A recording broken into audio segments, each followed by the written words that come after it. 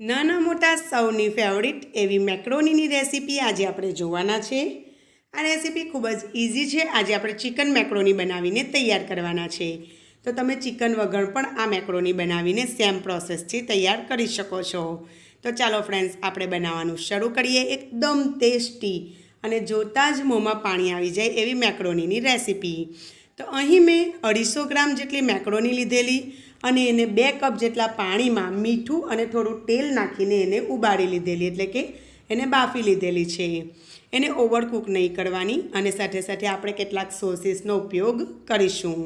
100 ગ્રામ જેટલી ચિકનને મેં ધોઈને નાના ટુકડામાં કાપીને લઈ લીધેલી છે। તો આ રીતના બિલકુલ મેં નાના ટુકડા કરેલા છે અને આપણે જરૂરિયાત પ્રમાણે તેલનો ઉપયોગ કરીશું। સાથે સાથે ભરપૂર સબ્જીનો ઉપયોગ કરીશું। તો 2 મોટી સાઇઝના ટામેટાને એની છાલ ઉતારીને ટુકડા કરીને લીધેલા છે। 2 મોટી સાઇઝના પ્યાજને મેં આ રીતે ટુકડા કરીને લીધેલા છે। મુઠ્ઠી ધાણાને મેં ધોઈને કાપીને લીધેલા છે અને 1 કેપ્સિકમને આ રીતે લંબાઈમાં કાપીને લીધેલું છે। સાથે સાથે મીઠાનો ઉપયોગ કરીશું। પાવડર મસાલામાં 1 ચમચી જેટલો લાલ મરચું પાવડર, અડધી ચમચી હળદર પાવડર, 1 મોટી ચમચી ભરીને ધાણા જીરું પાવડર અને 1 નાની ચમચી ભરીને ગરમ મસાલાનો ઉપયોગ કરીશું। સાથે સાથે 2 લીલા તીખા મરચાં મેં આ રીતે ચોપ કરીને લીધેલા છે। બાળકો ખાવાના હોય તો મરચાંનું પ્રમાણ તમારે ઓછું કરી દેવાનું અથવા સ્કીપ કરી દેવાના। અને સાથે સાથે આપણે લસણ, તો 12 થી 15 લસણની કળીને આ રીતે મેં ટુકડામાં કાપીને લઈ લીધેલી છે। અને કાળી મરીનો પાવડર, તો મરીને મેં આ રીતે વાટીને લીધેલી છે।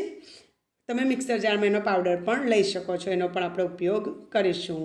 તો ચાલો ઝટપટ આપણે બનાવવાનું શરૂ કરીએ। તો અહીં મેં એક કઢાઈ લઈ લીધેલી છે। કઢાઈમાં 2 મોટા ચમચા જેટલું આપણે તેલ એડ કરીશું। તો તેલનું પ્રમાણ તમે વધારે કે ઓછું રાખી શકો, તમારા પ્રમાણે એડ કરી શકો। તો અહીં 2 મોટી ચમચી જેટલું મેં તેલ એડ કરેલું છે। સાથે સાથે તેલ હલકું ગરમ થઈ જાય એટલે આપણે એમાં લસણ જે કાપીને રાખ્યું છે તે અને લીલા મરચાં એડ કરી દઈશું અને સરસ એને સોટે કરી લઈશું, એટલે થોડી વાર સુધી એને શેકાવા દઈશું। અને થોડી વાર શેકાઈ જાય એટલે તરત જ આપણે એમાં આપણે જે 2 મીડિયમ સાઇઝના ડુંગળીને કાપીને રાખેલી છે એને એડ કરીશું અને હાઈ ફ્લેમ પર જ આપણે અમુક સેકન્ડ સુધી ડુંગળીને સાતરીશું।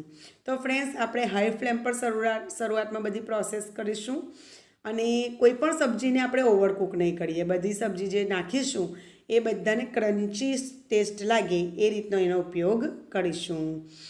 હવે તમે જોઈ શકો છો એકદમ સરસ એવું તમે ગોલ્ડન નથી કર્યું, એકદમ હલકું એને સોટે કરી દીધેલું છે। અને હવે એને હલકું સોટે કર્યા પછી આપણે એમાં બીજા વસ્તુને એડ કરીશું। તો આ રીતે એને 1 થી 2 મિનિટ જેવું જ હલકું આપણે એને સોટે કરી લેવાનું છે, ઓવરકુક બિલકુલ પણ નથી કરવાનું। હવે આપણે એમાં એડ કરીશું ચિકન। તો ચિકન મેં અહીં પ્યાજ એડ કર્યા પછી એડ કરી છે અને અહીં આપણે કાચી જ ચિકનનો ઉપયોગ કરેલો છે। તો ચિકનને પ્યાજની સાથે સરસ એવું મીડિયમ ફ્લેમ પર, હવે ફ્લેમ હાઈથી આપણે મીડિયમ ટુ સ્લો પર લઈ આવવાની છે અને ચિકન સરસ ચડી જાય ત્યાં સુધી આપણે એને થવા દેવાનું છે। તો આ પોઈન્ટ પર જ આપણે ચિકનને સરસ કૂક કરી લેવાની, એમાં કચાશ ના રહે એનું ધ્યાન રાખવાનું। અને આપણે સ્વાદ પ્રમાણે એમાં મીઠું એડ કરી દીધેલું છે, તો મીઠું જોઈને એડ કરવાનું, કારણ કે આગળ આપણે સોસીસ પણ એડ કરવાના છે તો એમાં પણ મીઠાનું પ્રમાણ હોય છે।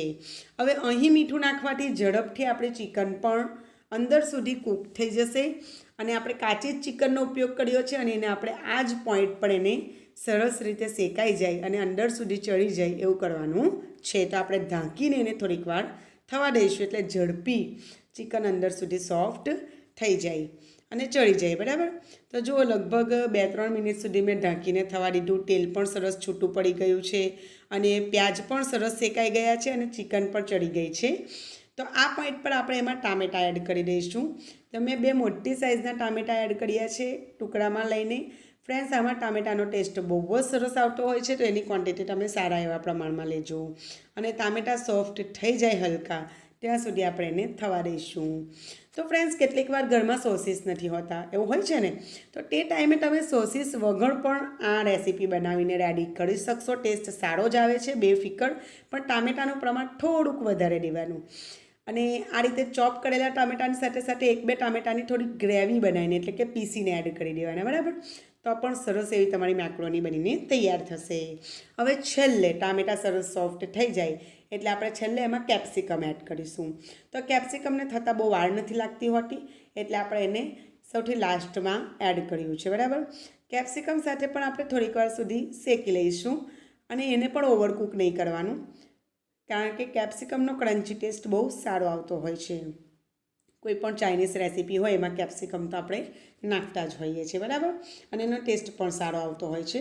હવે આ પોઈન્ટ પર આપણે એમાં કેટલાક પાવડર મસાલા એડ કરીશું. તો લાલ મરચું પાવડર, ધાણા જીરું પાવડર, હલ્દી પાવડર અને ગરમ મસાલા પાવડર આપણે આગળ તમને જે બતાવેલા છે એ ક્વોન્ટિટીમાં આપણે આમાં એડ કર્યા છે. તો કોઈ પણ મસાલાનું પ્રમાણ થોડું વધારે કે ઓછું તમે તમારી ચોઈસ પ્રમાણે કરી શકો છો ફ્રેન્ડ્સ. તો આમાં ટોટલી તમારી ચોઈસ પર ડિપેન્ડ કરે છે, તમે કેટલું તીખું ખાઓ છો એ પ્રમાણે લાલ મરચું પાવડરનો ઉપયોગ કરવાનો. હવે આ પોઈન્ટ પર સરસ બધા મસાલા સાથે શેકાઈ ગયું છે એટલે આપણે એમાં મેક્રોની જે આપણે બાફીને રાખેલી છે એ એડ કરીશું. બાફ્યા પછી એમાં મેં થોડુંક તેલ પણ ઉપરથી એડ કરેલું, જેથી અંદર ગરમ ગરમ ચીપકી ના જાય. અને પછી આપણે એમાં ઝટપટ બધા સોસીસ એડ કરીશું. તો એમાં મેં 1 ચમચી જેટલો સોયા સોસ, 2 ચમચી ભરીને મેં એમાં ટોમેટો કેચઅપ એડ કર્યું છે. તો અહીંયા કેચઅપનો ટેસ્ટ બહુ જ સારો લાગતો હોય છે.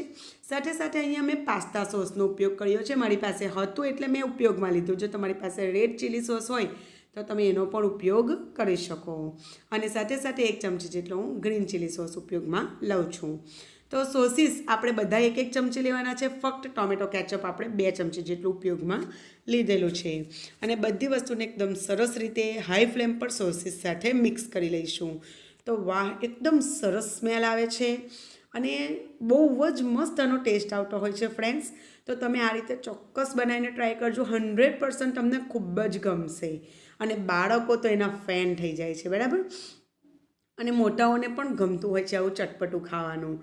અને જનરલી હવે તો ફાસ્ટફૂડનો જમાનો છે, લગભગ લોકો આવું બધું બનાવીને ખાતા હોય છે. અને આપણે એકદમ દેશી અને સરળ પદ્ધતિથી તમને બનાવીને બતાવેલું છે. તો સાથે સાથે ફ્રેન્ડ્સ, જો તમને આપણી રેસીપી ગમતી હોય તો લાઇક કરી દો અને આપણી ચેનલને હજુ સુધી સબસ્ક્રાઈબ ના કરી હોય તો ફટાફટ સબસ્ક્રાઈબ કરી દો. એ બિલકુલ ફ્રીમાં છે અને ફ્રીમાં તો સપોર્ટ કરવો જ જોઈએ, છે કે નહીં.